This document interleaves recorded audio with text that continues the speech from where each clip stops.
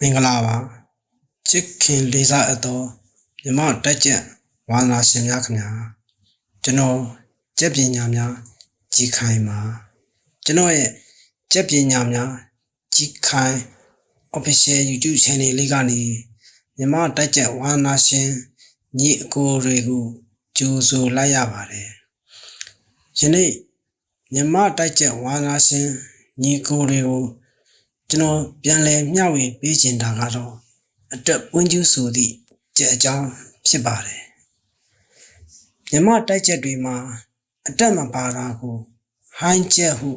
ခေါ်ကြတယ်ဟိုင်းချက်မဟုတ်တဲ့အတက်ပွင့်ကျူးဆိုပြီးနောက်ထပ်တစ်မျိုးရှိပါသေးတယ်အဲ့ဒီအတက်ပွင့်ကျူးဆိုတဲ့ကြက်ဟာမြမရိုးရာကျက်တိုက်ပညာထွန်းကားစေခြင်းသောစေတနာဖြင့်ဥစော်နိုင်ခေါ်ကိုဝီစင်ပြောပြတာပါဟိုင်းကျက်နဲ့အတက်ပွင့်ကျူးတို့ကသဘောတဘာဝအတော်တူကြပါတယ်တခါတလေတိုက်ဝိုင်းထဲမှာဟိုင်းကျက်နဲ့အတက်ပွင့်ကျူးနဲ့အမြဲဝီရောဒီဖြစ်လို့ရှိတယ်အတက်ပွင့်ကျူးဆိုတာကအတက်ပြူယုံလေးထွက်တာကိုခေါ်တယ်ဘလို့လဲဆိုတာရှင်းပြရရင်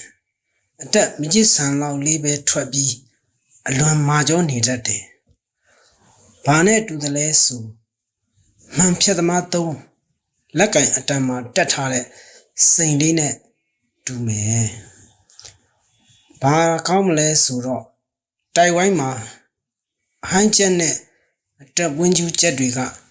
တွေ့ရခဲ့ပါတယ်ရှိပြန်ရင်လဲယနေ့ခေတ်ကာလမှာတက်အတုလုပ်ပြီးတိုက်နေကြတာပဲမထူးဆန်းပါဘူးထူးဆန်းတာကခြေခွေ့ကြက်တကောင်ဟာအတုတက်ပြီးလိုက်ရင်သုံးဝင်ပါမလားဒါကစဉ်းစားဖို့မေးခွန်းတစ်ခုပါတိုက်ဝိုင်းမှာအတက်ပွင့်ကျူးချက်ကသူ့ပါတဲ့စိန်တုံးအတက်ပူလေးနဲ့ထုတာပဲတခုပဲအဲ့ဒီစိန်တုံးအတက်ပူလေးကဘယ်တော့မှကွဲမသွားဘူးဆိုတာပါပဲအတက်ပွင့်ကျူးဆိုတာကဘယ်လိုလဲဆိုတာကျွန်တော်ဒီခိုင်ထပ်ရှင်းပြပေးပါမယ်ဟိုင်းချက်နဲ့အတက်ပွင့်ကျူးတို့ကသဘောတဘာဝအတော်တူကြတယ်ဒီနှမျိုးစလုံးကအမောက်ဒိုးရဲ့အမောက်လုံးရဲ့အမောက်ကြော့ရဲ့ဆိုပြီး၃မျိုးပဲရှိတယ်အဲ့ဒီထဲကအမောက်ကြော့တွေဆိုတာအမောက်လုံးမှာထိတ်ကြော့ပုံပါတာကိုဆိုလိုပါတယ်မောက်ကြော့တွေကဝိုင်းထဲရောက်တာအစင်တော်ရှားတယ်မမြင်မိဘူးအတော်ညံ့သည်ဟုဥစော်နိုင်ပြောပြပူပါတယ်သို့တော်လဲကျွန်တော်ကြည့်ခိုင်းတတန်းတစ်လျှောက်မောက်ကြော့ဂျွန်တကောင်တွေ့ပူပါတယ်အဲ့ဒီချက်ကကျွန်တော်ရေးသားခဲ့တဲ့ထဟကုန်းရွာရဲ့ဘာမျိုးဘိုးတူဆိုတဲ့ထဟကုန်းရွာရဲ့ကျက်သမားကြီးဦးဝင်းတင်ရဲ့ဟူစိန်ဆိုသည့်ကြက်ပဲဖြစ်ပါတယ်မောက်ဒိုးနဲ့ဒိုးတွေတော့ဝိုင်းမှာမြင်ဘူးတယ်မောက်ဒိုးတွေကပို့ပြီးတော့ဝိုင်းထဲမှာပို့တွေ့ရတယ်ဟိုင်းနဲ့အတက်ပွင့်ကျူးတို့ကကိုနေဟန်တစ်မျိုးစီဖြစ်နေတတ်တယ်ကြက်ရားအနှဲငယ်ရှည်တတ်တယ်ပခုံးကိုမြင့်တင်ထားတယ်ကြက်ထောင်ကြက်မတ်တော့မဟုတ်ပေဘူးဘလို့အမွေးမျိုးတွေမှာဒီလိုကြက်မျိုးတွေတွေ့ရတယ်လဲဆိုရင်ကြက်ဝါပင်ဝါပင်ချိတ်ကြက်နီချိတ်တွေမှာပဲတွေ့ရတတ်မယ်ကြံအမွေးတွေမှာရှားပါတာတွေ့ရခဲ့တယ်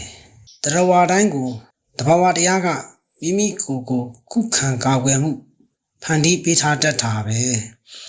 ဒီဖန်တီးပေးချက်ကိုအစွမ်းအစထအောင်သုံးတတ်လင်အာကစားသမားကောင်းလောက်ဝိတ်သမားကောင်းဖြစ်လာသလို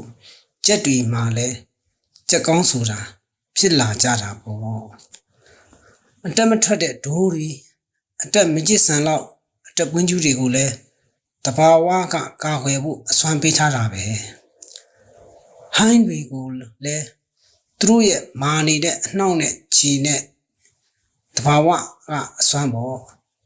အနှောင့်မှာကတစ်ဖက်ချက်ကိုကွဲစီဖုစီထားပဲအတက်ပွင့်ကျူးတွေလည်းဒီလိုပဲပါလာတဲ့ပွင့်ကျူးလေးနဲ့ထုတာအကွဲအပြဲအထိထုတတ်တယ်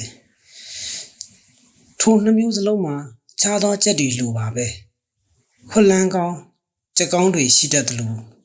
ကြက်ညံ့တွေလည်းရှိနေတတ်တာပါပဲဆိုတော့အတက်ပွင့်ကျူးသည်ဟိုင်းချက်မဟုတ်ဘူးဆိုတာဝါနာရှင်ကျွန်တော်မိတ်ဆွေများသတိထားမိလောက်ပါပြီဟိုင်းချက်အကြောင်းပို့ကျွန်တော်တင်ထားပေးပြီးဖြစ်ပါသည်ဟိုင်းချက်နဲ့အတက်ပွင့်ကျူးချက်တွေဟာများသောအားဖြင့်ခြေပါမှာကောင်းကြတာများပါတယ်ကျွန်တော်ရဲ့ဆရာဦးကျက်ကြီးဤကျက်ပညာစကားနဲ့ပြောပြရရင်